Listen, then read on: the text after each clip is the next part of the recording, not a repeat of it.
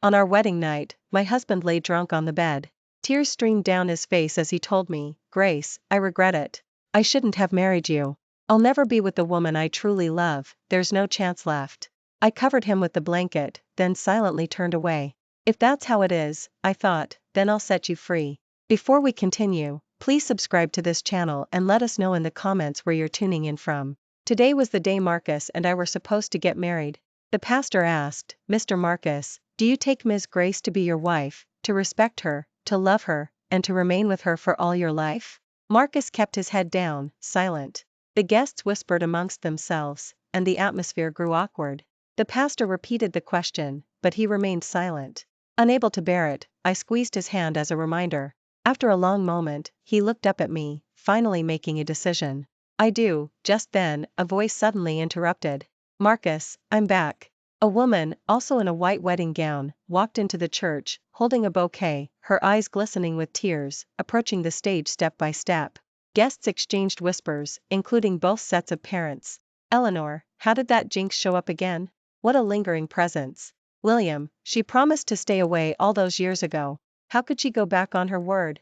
Sarah frowned, leaning over to ask, "In-laws, who is this woman? What's her connection to Marcus?" I knew exactly who she was. Months ago, Marcus's phone received a text message. "If she wasn't in the picture, would you marry me?" Yes. She was Marcus's ex-girlfriend, Selene. Now, appearing at the wedding, was she here to stop it?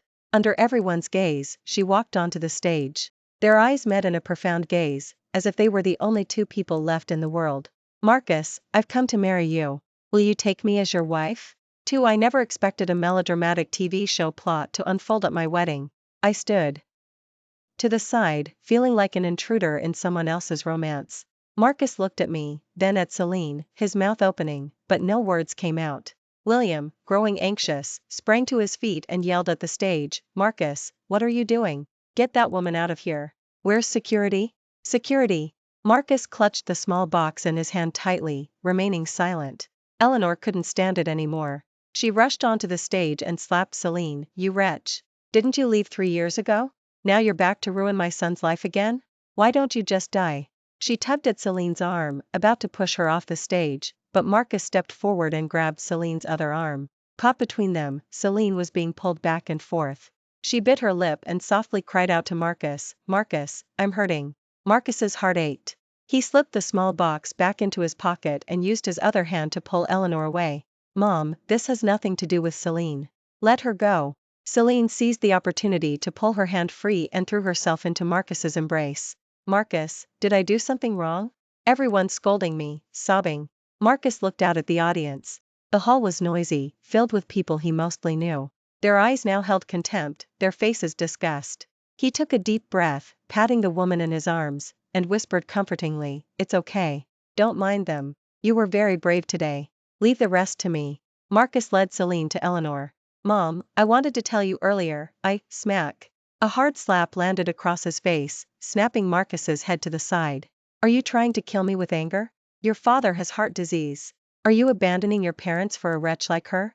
She pointed to the audience. "Your father is a university professor, his colleagues and students are all here. How can he face them after this? Look at Grace. She's your bride. All her friends and family are here. Look at the mess you've made."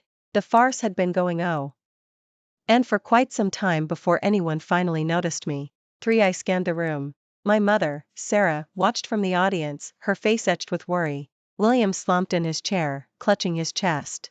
Eleanor watched me, torn between distress and pity, only seemed to have eyes solely for Selene, the uninvited guest. "Grace." Eleanor started, then hesitated. I knew what she wanted to say. The scenario from years ago was playing out again, and I was expected to play the savior. I had already quietly made a decision. Taking a deep breath, I composed myself and walked to the center of the stage, taking the microphone. My voice was steady as I addressed the entire hall. "Thank you all for attending Marcus's and my wedding. This lady is Marcus's ex-girlfriend. They parted ways many years ago, and today, you could say, is Marcus fulfilling a past regret. I was aware of this, and I agreed. Because I love him, I want him to be happy. Only then can we live our future lives without regrets." I felt as if I could deliver these words lightly, yet somehow, tears were already streaming down my face. After saying all this, I had saved their family's reputation, solidified my reputation as a doormat, and utterly disgraced my own family. After all, everyone still remembered what happened years ago. I fought to control the tremor in my voice and looked at Eleanor. She, too, was crying, her eyes filled with gratitude and pity. Once I finished, the entire hall fell silent. Everyone looked puzzled and bewildered, awaiting Marcus's response. Eleanor nudged Marcus. I had paved the way for him, now it was up to him to accept. Selene remained nestled against Marcus's neck, her back to the audience. She tilted her face up, tugging at his jacket, sobbing softly. Marcus. Marcus carefully embraced Selene in his arms, then slowly walked to the microphone, scanning the room, and spoke solemnly. Thank you all for coming today. I owe you all an apology. Sarah suddenly stood up and shouted tea. Oh, the stage, Marcus, think before you speak. You knelt before me, begging me to let Grace marry you. Both our families are here today, you need to consider the consequences. Marcus was silent for 3 seconds. Mom, I'm sorry. I've made up my mind. I don't want to live with regret. He looked down at Selene, then continued, so, this wedding today, Before could finish, the entire hall erupted into a commotion, everyone rushing towards a corner. Marcus leaped off the stage and ran over. William lay collapsed on the ground, clutching his chest. Someone was calling an ambulance, others were yelling at Marcus, and some were crying and pushing each other. The 2 women in matching wedding dresses were left on the stage. Selene looked annoyed, while I watched the chaos below with a cold gaze. The long-planned wedding ended in a complete farce. That evening, Marcus lay on the bed. After a round of toasts today, he had drunk quite a bit. He had one arm flung over his eyes. Beneath his white shirt was the deep red bedding we had chosen together. He had said, Grace, your skin is so fair, you'll look beautiful against this. On our wedding night, I'll give you a night to remember. But today he told me, Grace, I regret it. I shouldn't have married you. I'll never be with the woman I truly love, there's no chance left.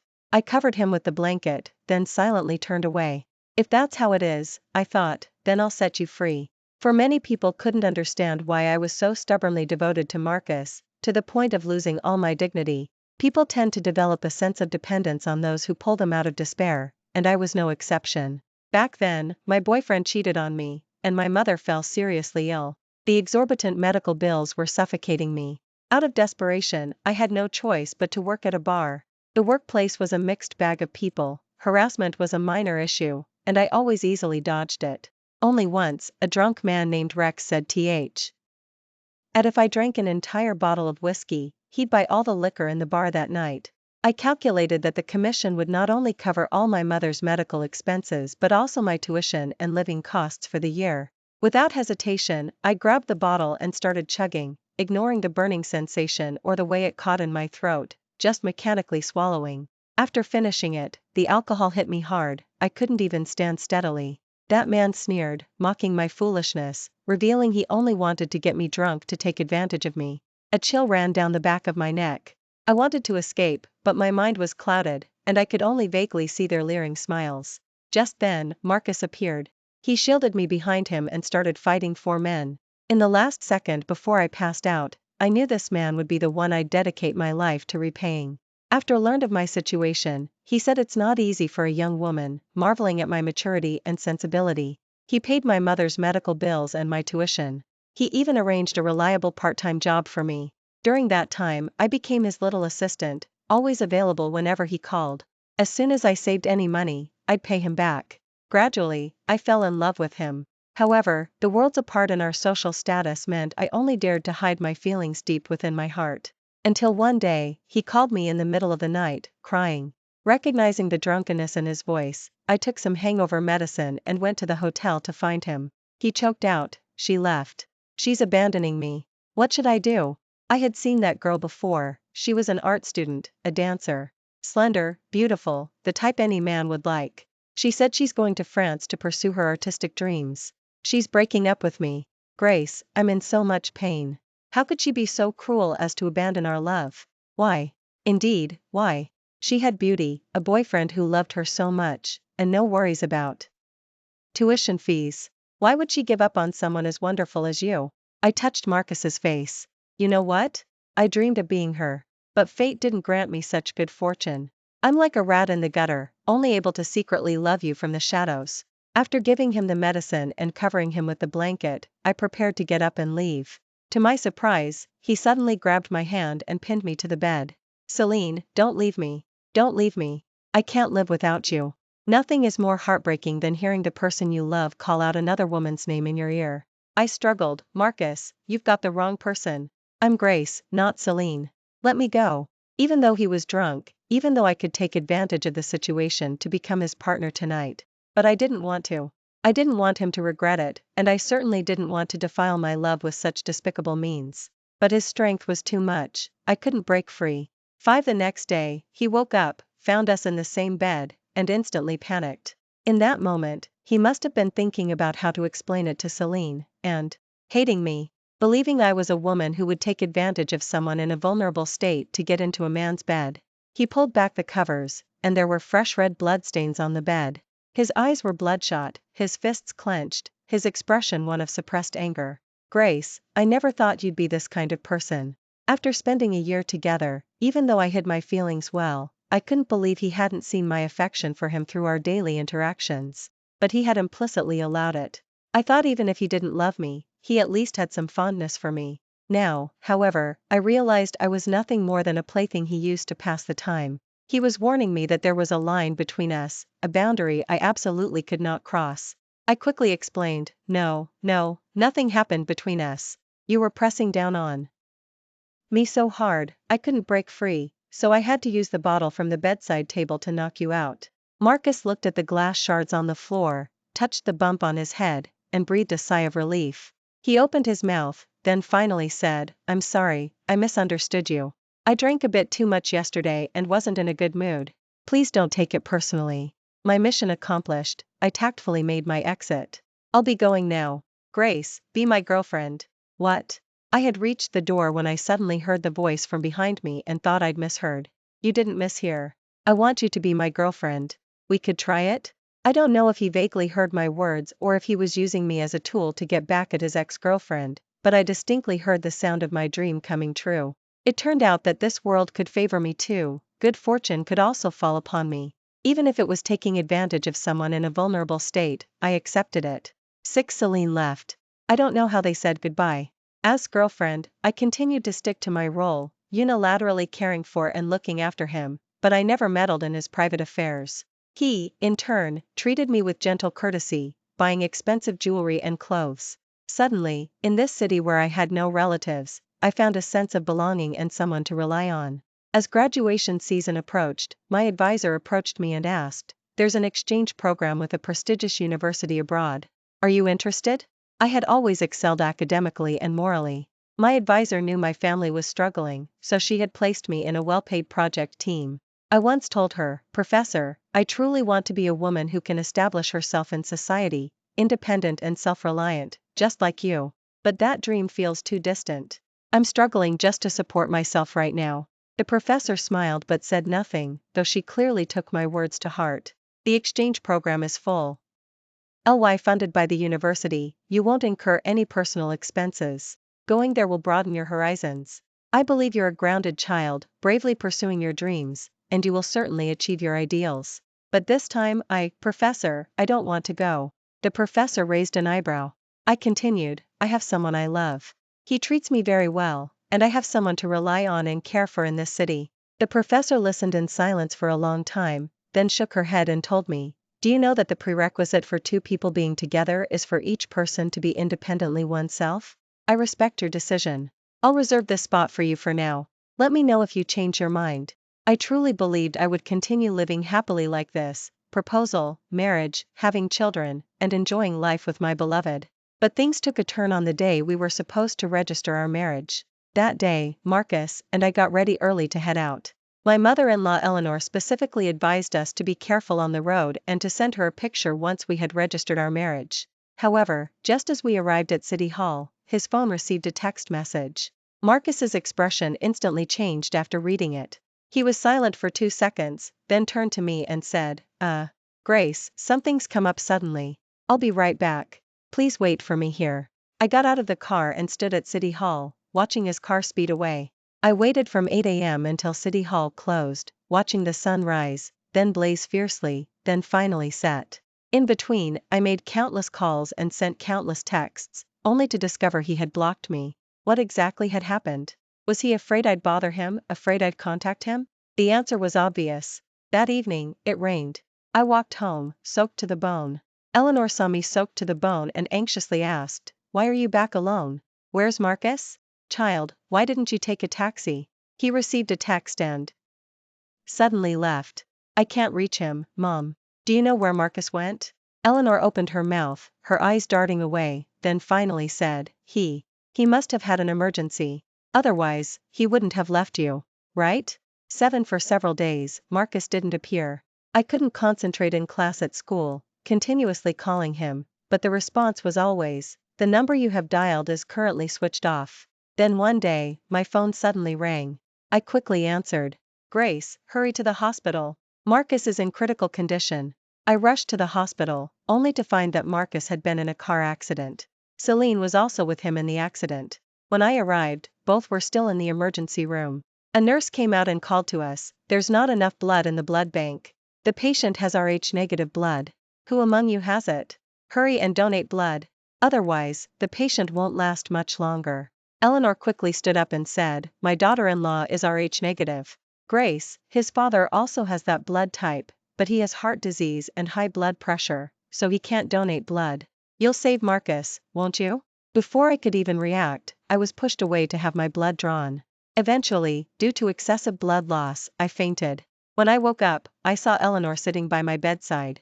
Seeing me awake, she asked with concern, "Grace, you're awake. Here, drink this chicken soup. It was specially made for you. You're the family's great hero today, you need to recover properly." I opened my mouth, but too weak, no sound came out. "You're asking about Marcus, right? The doctor said he's fine and has been moved to a regular ward." "Oh, child, Marcus has wronged you. He had been with Selene these past few days. They had an argument on the road, and that woman suddenly grabbed the steering wheel, which caused the accident." Eleanor gnashed her teeth.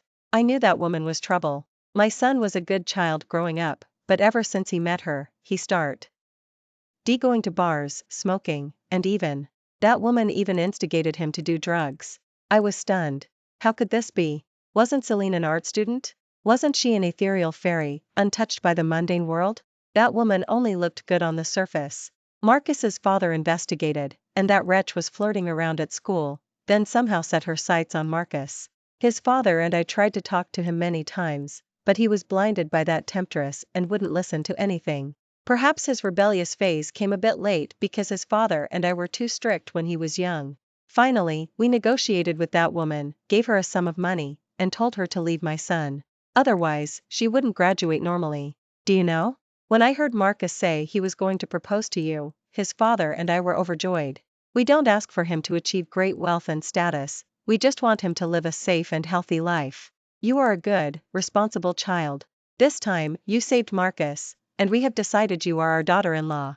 Don't worry, if Marcus doesn't break ties with that woman, we won't acknowledge him as our son." Eleanor's words were still fresh in my mind, only to be followed by the farce at the wedding. What good is saving his life or parental commands, when an ex-girlfriend's words and tears hold more sway? I had forgotten my original dream of making my own way and establishing myself in the city. I found my advisor and solemnly told her, "I want that opportunity. I want to go abroad for the exchange program." The professor gave me an I knew it smile and asked, "Aren't you getting married?"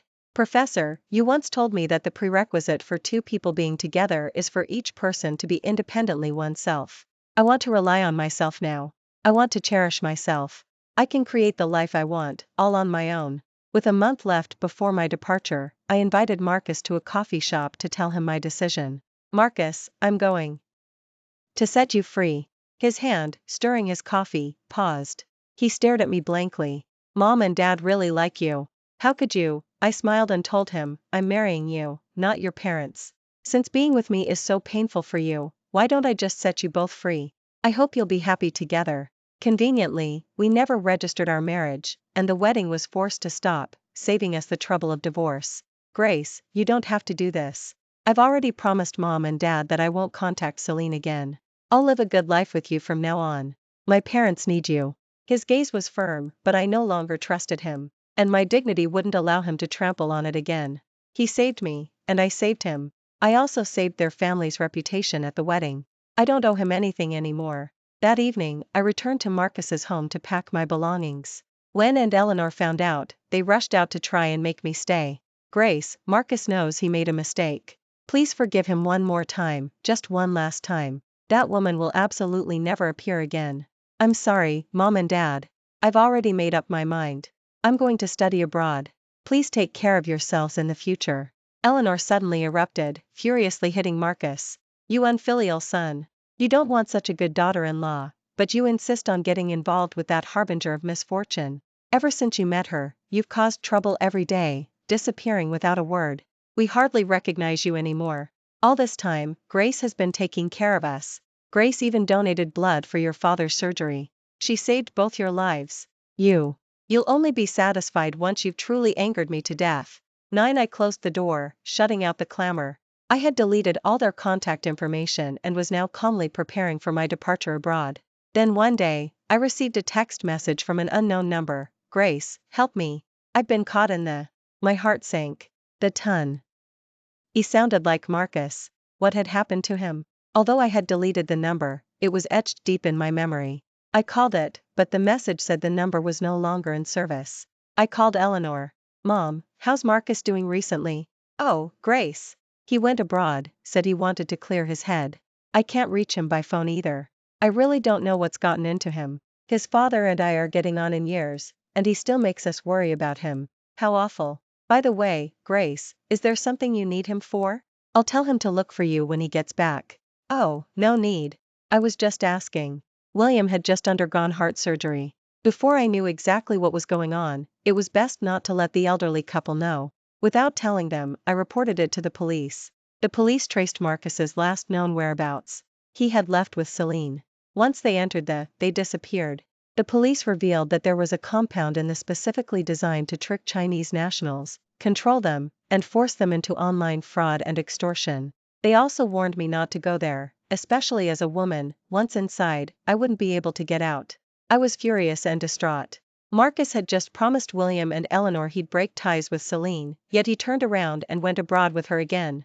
How could he trust that woman's words so completely? Would he even be willing to die for her? Poor and Eleanor, at their age, still having to worry about him. A few days later, I received another text message. Grace, hurry and save me. If you don't, they'll beat me to death. In a fit of anger, I smashed my phone. Was he trying to trick me into a trap? Even if there was no love left, he shouldn't be setting me up like this. The more I thought about it, the angrier I got. We'd already broken up, we were strangers now. Why should I care about his problems? 10. One day, Eleanor and William suddenly showed up at my door, their faces haggard. Had they discovered Marcus had been captured? Eleanor handed me a bank card. Child, there's 200,000 in here. You said you're going abroad, and his father and I don't have much to give you. Take this money, and take good care of yourself out there. I held the bank card, feeling at a loss. We had clearly said we'd be strangers, so why were they giving me money? Marcus's father has some students abroad, he's already notified them. If you need anything, you can seek their help. It's not easy for a young woman out there. She sighed as she spoke. We always dreamed of you becoming our daughter-in-law. Now, that unfilial son has brought this upon us, and we have no fate together, but we still hope you have a good life. Then we can have peace of mind. Marcus, you have such good parents, yet you repeatedly do things that break their hearts. How can you live with yourself? I took a deep breath. Fine, I thought, I'll help you one last time. After seeing off William and Eleanor, I mulled over a plan. In recent years, short video platforms had become incredibly popular. I was a good cook, so I had been uploading videos and had accumulated several million followers. I decided to leverage the power of the internet to spread the word. So, late that night, I uploaded a video. In the video, my face was haggard, my eyes red and swollen. Hello everyone, I'm Grace. I'm posting this video to ask for your help. My fiancé, Mr. Marcus, recently traveled but he was tricked and is now being held in a compound. He's been unreachable for several days. I don't know what to do anymore, and I'm appealing to all you netizens for help. Please, I beg you, help me think of a way. The video immediately caused a huge stir online. In recent years, the popularity of overseas travel had been consistently high, especially to neighboring countries. This video dampened the enthusiasm for overseas travel, particularly to the Netizens left comments one after another. My school classmate also suddenly texted me to come over and start a business to make money. It turned out to be a pyramid scheme. Oh my god, will people be trafficked for exploitation if they go there? That's terrifying. I'm definitely never going to the again. If women are tricked into going, it's even worse, they might end up as pros. 11 During this time, Eleanor called, crying as she spoke. Grace, I saw your video, child. Why didn't you say anything? Marcus wronged you, yet you're helping him despite his past wrongs. I don't even know what to say. Mom, I said, let me call you mom one last time. This is the last time I'll help him. You and dad must take care of yourselves, leave the rest to me. My video had already racked up tens of millions of views and been shared millions of times. The popularity of domestic travel to the plummeted. The incident finally caught the attention of the police. They rescued Marcus from the compound, uploaded a video to the official tourism account, and handed him over to his home country's police. They also guaranteed that the was safe and that the police would ensure everyone's safety, hoping people would come and visit the. Under the watchful eyes of the police, Marcus was reunited with his family. Of course, I was also there. Marcus had lost weight, his hair was shaved short, his eyes were sunken, and he looked listless. As soon as Marcus stepped through the door, Eleanor rushed forward, hitting him. My son. You've never endured such hardship since you were little. Look at the state you're in. That woman ruined my son. Thank goodness Grace rescued you. At the sound of my name, Marcus's previously unfocused eyes instantly lit up. He turned his gaze, locked onto me, his eyes brimming with tears. He choked out, Grace, thank you for saving me. That woman, Selene, got a boyfriend abroad who runs a scam. She came back to trick many people into going over, and I fell for it too. Once I got there, the people at the comp tied me up and confiscated my phone. Later, I found out she had sent you texts in my name, trying to lure you over. Grace, thank you. I was wrong. I was blind before. I'll never have anything to do with that woman again. Eleanor wiped away her tears and scolded him. What good is saying all this now? How many times did we warn you, but you wouldn't listen? You were blinded by that temptress. Now, helping him despite his past wrongs, rescued you. She doesn't owe you anything. You should settle down and let Grace live her own life. Marcus shook his head with a bitter smile. Mom, during my time in the compound, all I could think about was Grace. I was led astray. But it's in our most helpless moments that we truly realize who we love most. Mom, I beg you, please help me. Help me keep Grace. I swear I'll treat her well from now on. Eleanor reluctantly turned her face away. Son, it's not that I don't want to help you. I just can't bring myself to say it. Grace saved both you and your father. She owes our family an immense debt of gratitude. If only you hadn't been so absolute in the past, you and Grace might still have had a chance. But you, son, just let her go.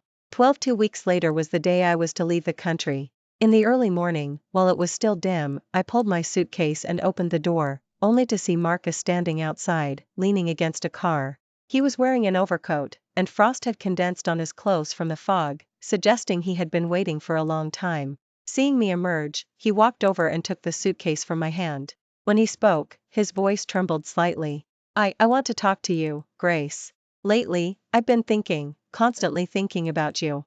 I'm certain I want to be with you for the rest of my life. He pulled a small box from his pocket.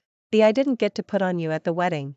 I brought it today. He stepped back and knelt on one knee. Grace, don't go. After everything we've been through, we shouldn't separate. Please give me another chance.